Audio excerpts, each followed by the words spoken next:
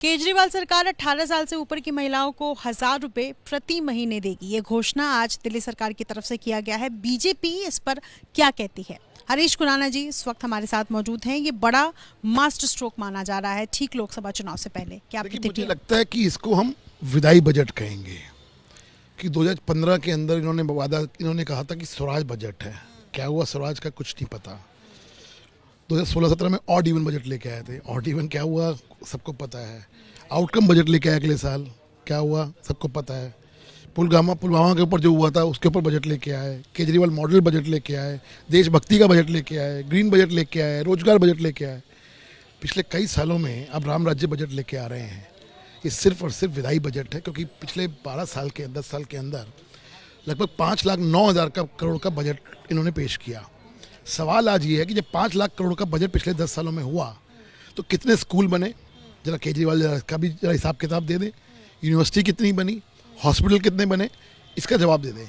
अब ये जो महिलाओं की जो स्कीम लाए हैं, जिसको ये नाम दे रहे हैं कि महिला सम्मान योजना, ये आपको समझना होगा कि दिल्ली की महिलाएं, चूँकि ये लाए थे शराब घोटाला, शराब के अंदर जो उन्होंने घोटाला किया था, शराब को की स्कीम लेके आए थे, उसमें महिलाएं बहुत नाराज थी, उनको खुश करने के लिए लाए थे। लेकिन सच्चाई आपके दर्शकों को जानना बहुत ज़रूरी है। दिल्ली के अंदर आज लगभग 63 लाख महिलाएं 18 साल से ऊपर की हैं। 63 लाख महिलाएं 1000 रुपये के हिसाब से अगर हर महीने की बात कर रहे हैं तो लगभग 630 करोड़ रुपए हर साल को चाहिए। और अगर साल की बात करूं तो लगभग 8,000 करोड़ रुपए का बजट चाहिए। लेकिन सच्चाई ये है, इन्होंने बजट कितने का रखा? 2,000 करोड़ का। तो यानी कि 25% बजट रख रहे हो और आप बातें कर रहे हो कि हम हर महीने देंगे। कहाँ से देंगे? जरा इसका जवाब दे दें कि 2,000 करोड़ के बजट में कितनी महिलाओं को देंगे, जरा इसका जवाब दे दें। दूसरी तरफ इन्होंने वेलफेयर की जो स्कीमें हैं SC ST को, पिछले साल 216 करोड़ था, इस साल 138 करोड़ कर दिया, यानी कि 38% का इन्होंने शॉर्टफॉल कर दिया। लेबर और वेलफेयर जो स्कीम थी 333 करोड़ की थी पिछले साल, इस साल 261 करोड़ कर दिया।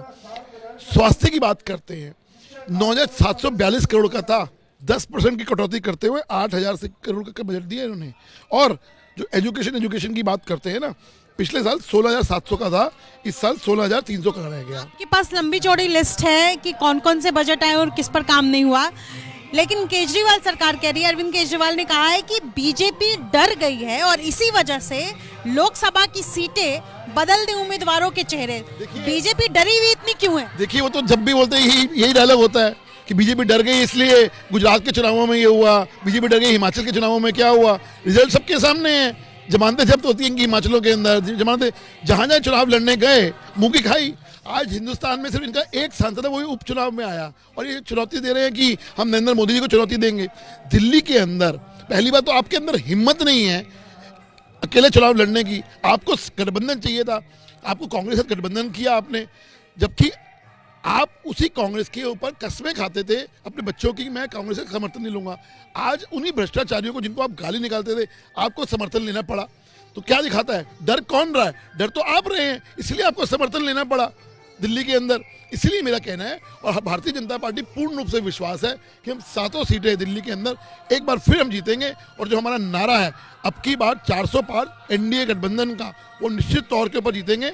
और जो बीजेपी 370 सीटों का हमारा टारगेट है, उसमें दिल्ली की 7 सीटें हम जीत के हम उसके अंदर योगदान देंगे। तमाम जो बीजेपी के बड़े नेता हैं सभी ने ट्विटर में बायो में चेंज किया हैंडल और मोदी मेरा परिवार लिखा है। इसको लेकर क्या कहेंगे? मोदी हमारा परिवार है, हम मोदी के परिवार के सदस्य हैं। देश के हर भारतीय जनता पार्टी के कार्यकर्ता, देश के आज हर वो युवा, हर वो दिल्ली हिंदुस्तान की 130 करोड़ की जनता मोदी जी का परिवार ही तो है। ये तो आज मोदी जी के परिवार के नाते, पिछली बार हमने, आपको मालूम है, जो इन्होंने मैं भी चौकीदार हूँ, हमने किया था कैंपेन। चौकीदार से अब मोदी मेरा परिवार है। मेरा कहना है ये कैंपेन है, लेकिन आज देश के ये एक आप समझिए कि आज देश का मानक क्या सोच रहा है। देश का मानक सोच रहा है कि मोदी मेरा परिवार का हेड है, मोदी मेरे परिवार का सदस्य है। इसलिए हम सब ने एज अ कार्यकर्ता के नाते हमने अपने हैंडल चेंज किए। बहुत शुक्रिया करने के लिए। और आपको बता दें इस वक्त अपने सहयोगी नितिन के साथ निधिश्री, ABP न्यूज़ दिल्ली।